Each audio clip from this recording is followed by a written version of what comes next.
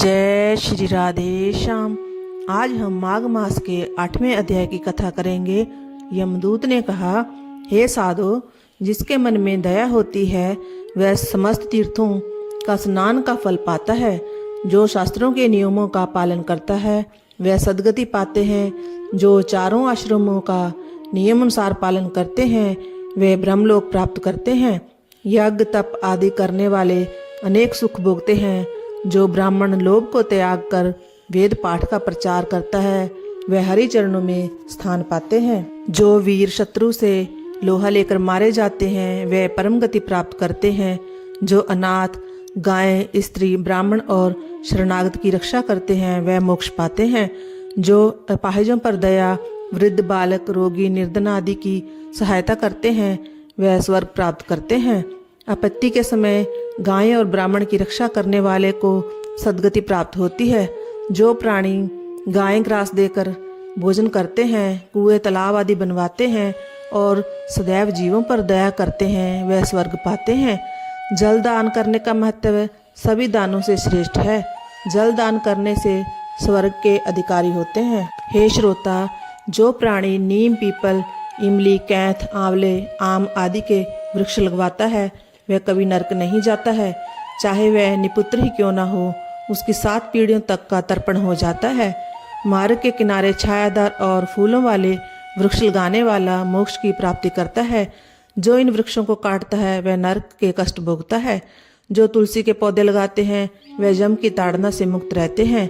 तुलसी के प्रभाव से यमदूत वहां नहीं जा सकते। तुलसी के प्रभाव से पितृगण स्वर्ग को प्राप्त करते हैं।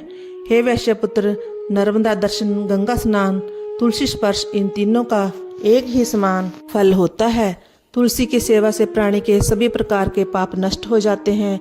देवता भी तुलसी की पूजा करते हैं। भगवान विष्णु के पूजन में जो तुलसी का महत्व है वह मणि, सोना, मुक्ता और पुष्पद को कदापि प्राप्त नहीं होता है। तुलसी के एक पौधे लगाने का फल सहस्त्र आम के वृक्ष, 100 पीपल के वृक्ष लगाने से भी अधिक है।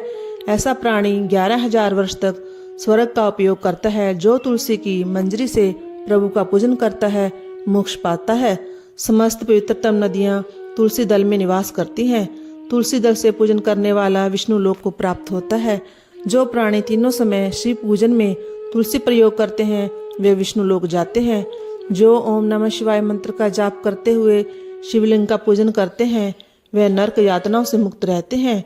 वे शिवलोक पाते हैं। जो शिव दर्शन करते हैं वे शिष्य सुख भोगते हैं। तीनों त्रिलोक में शिव पूजन के समान कोई पुण्य नहीं है।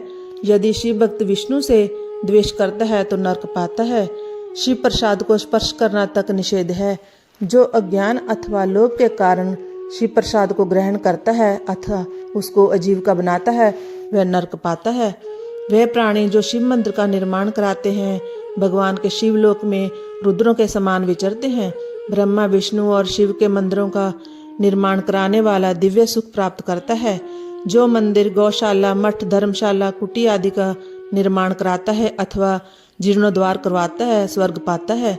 यो यज्ञशाला, वेद मंदिर, विद्यालय अथवा ब्राह्मणों के लिए गृह निर्माण करवाता है या मरम्मत करता है वह नरकगामी नहीं होता। जो इन स्थानों को नष्ट करता है, लोभ में पड़कर बेच डालता है, उनको आजीविका का साधन बनाता है वह 21 बार महारौख नरक भोगता है। गाय, ब्राह्मण, मठ, मंदिर आदि की आजीविका खाने वाला अपने परिवार सहित नरक में जाता है। मठ मंदिर का अन्न नहीं खाना चाहिए। यदि भूल से खा लें तो चंद्रायण व्रत करें। यदि मठाधिकारियों का स्पर्श हो जाए तो उसी समय वस्त्र सहित स्नान करें। देवताओं के धन को खाने से नरक प्राप्त होता है। मंदिर में बगीचा लगाने वाला स्वर्ग पाता है। जो पितृ देवता और अतिथियों की सेवा करता है ब्रह्मलोक को पाता है। इस प्रकार कथा का 8वां अध्याय समाप्त हुआ। जय जय श्री राधे श्याम।